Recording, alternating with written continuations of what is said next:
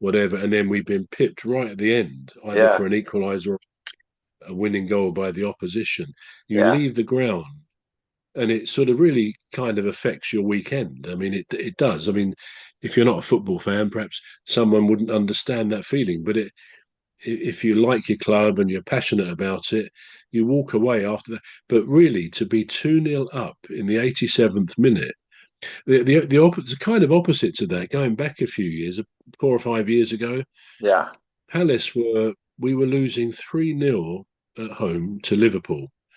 It was when Steven Gerrard played for them. yeah. In 80 minutes, we were losing 3-0. And then one of our young players, whose name I forget, but he went somewhere else afterwards.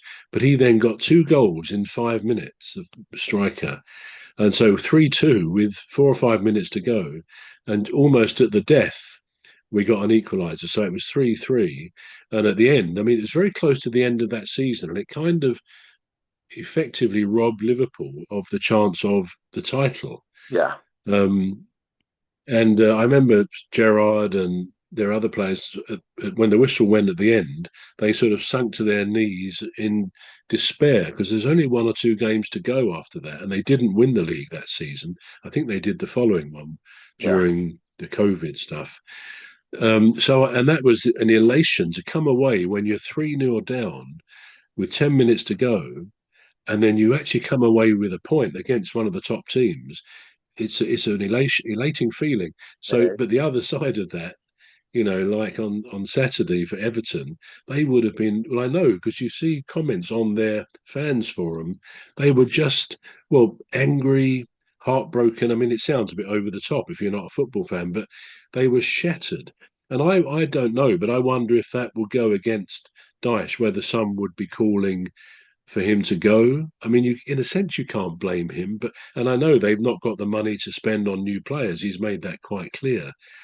But in another way, and it seemed to get worse after he'd made a substitution. I forget the chap he took off, but someone who was not necessarily quite match fit. And Yeah. he took him off, and after that, the whole thing collapsed a bit. So I think the fans may have thought the substitution didn't exactly help. Yeah. But yeah, you say you like him for Man United, but I don't know. It's very hard to judge someone when they don't have the facility of being able to bring in new players. He's got to work with what he's got. But with that in mind, you'd think he might have instilled in them the need to shut up the shop with 3 minutes to go. What team lets in 3 goals after that? Yeah. So I personally, I think I like Sean Dyche. I think he always speaks well in the press conferences. He's a football man. He knows his stuff. As you say, maybe it's not the fit for him at Everton, and of course Burnley, he was manager there, and I think they went down. So I would have thought Man United would have wanted someone with some, trophies on their CV, someone who's won some things, not someone who actually is struggling to keep a team afloat at the moment. Who would you line up as replacement then? Well, you see, I think this is the thing nowadays. When people were complaining, when Roy Hodgson came back to Palace, he did very well for a few games, and then he started at the beginning of this season, or no, the beginning of last season, losing games, and people said we want him to go, and then you have to say, well, who is there that could come in now? As it happened, Oliver Glasner, who I think is excellent, he's an Austrian fellow. I'd never really heard of him. He has won, serious European trophies by Mm, all accounts, and he's very good. So it may be that there's names out there that you and I wouldn't necessarily know of. yeah, But true. for a club with the profile of Man United, you think they would be looking for someone who would be known in football circles, someone who's currently at, say, Juventus or one of the German clubs or the Spanish clubs. But of course, the people in those top clubs very often are not going to move easily anyway. No. So I don't know if they were to sack Ten Hag. I mean, it's almost I almost would be tempted as a different kind of thing to go back to somebody like Jose Mourinho. But then a lot of people would say no. there's no point in that. He didn't do that well, although he did win a trophy or two, I think, when he was there. Yeah, But I think Man United need a high profile character because I think the players respond to that as well. they do. Yeah, that's what I was thinking as well. Um, I don't know who, but I think they must have some some names lined up to replace him because I think they must be looking at replacement either way or preparing just in Yeah, case he goes, in case he goes worse than he is. Because I mean, he won his first game, Ten Hag. yeah, he did. Yeah, He did yeah. win his first game, but then after that, it just went down really.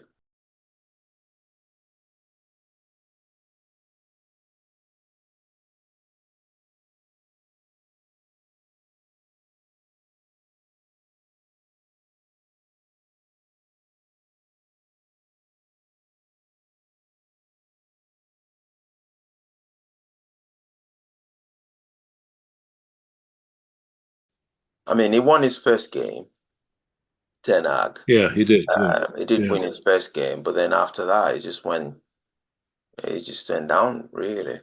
But then another thing is, even under Alex Ferguson, Manchester United have a tradition of, you know, um, not doing well just before Christmas. Um, Too much booze, I expect.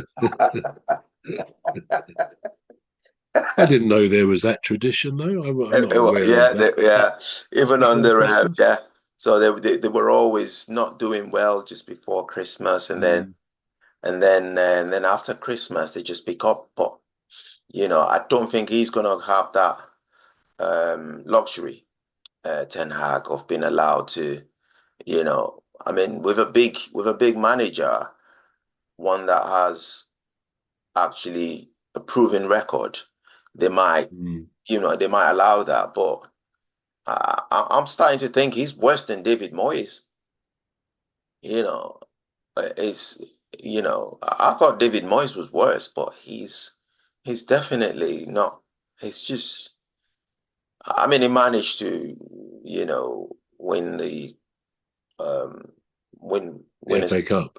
yeah, FA Cup, win Yeah.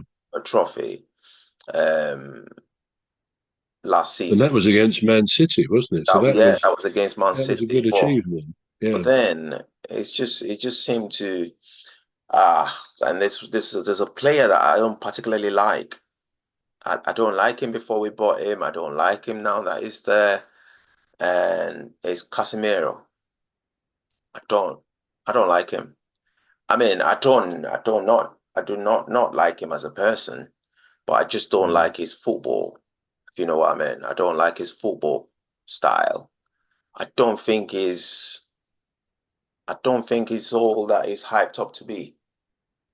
Uh, No. and I'm hearing rumors that, he might be going on loan to um Galax Galaxy, this Turkish club. What's it called? Galatasaray, isn't it? Yeah, yeah, Yeah. I can't really pronounce it. So the sooner he goes, the better. It's just not. His impact not being felt at the club. Is really No. is really underperforming at the club as it is. It's supposed to be pulling his weight. He's not. I'm sorry, but it's not. It's not really. It's just not really doing anything. And Rashford, I don't know. I don't know what the deal is with Rashford, but he's not. He's not been his best He's lately. not doing it, is he? No, No. it's not.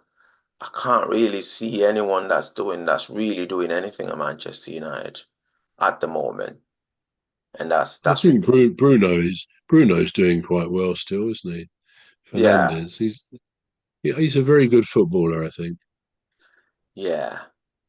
I think it's been As pro. is Casemiro. Casemiro on his day is a good footballer. Yeah, But but I agree, he's not really doing it at the moment, is he? He no, isn't. No, it's not, and that's not what you buy him for, you know. You buy him no. to, change the game really. And he's And they not. bought Sancho as well. Sancho has gone, isn't he?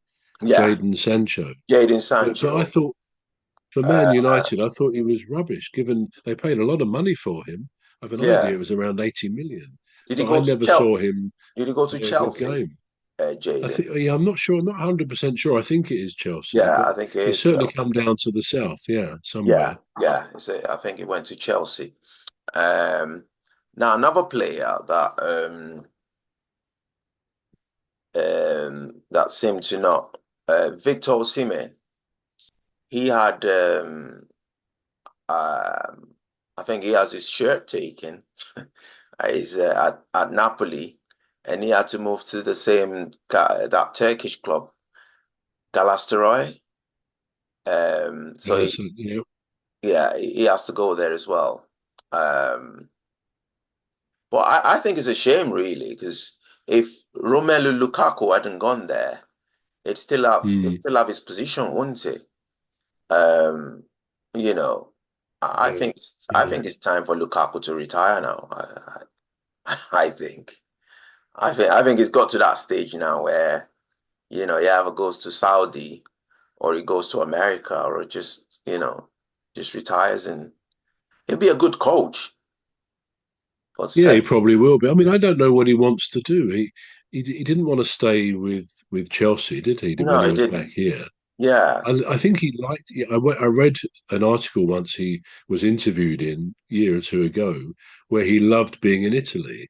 All right. So he did enjoy that. But yeah, I'd have thought he's at an age now where Saudi beckons, Yeah. and he could make himself even more money. I mean, they're pretty rich, these multi-millionaire footballers, but to go to Saudi is just set up forevermore, aren't you?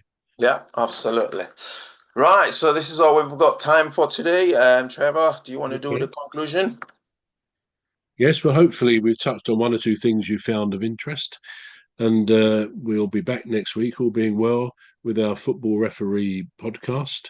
I have been Trevor Gear, and he calls me Cuz, And I've been Emmy Hikins, and he calls me Bruv. So it's a goodbye from me. and goodbye from me. Right. So.